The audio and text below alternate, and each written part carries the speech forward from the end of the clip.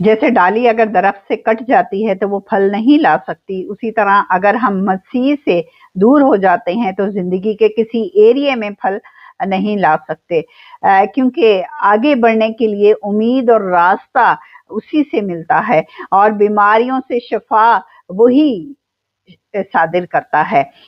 यूहन्ना 15:5 में लिखा है कि मुझसे जुदा होकर तुम कुछ नहीं कर सकते, क्योंकि अंगूर का हकीकी दरख्त यीशु है और हम उसकी डालियां हैं।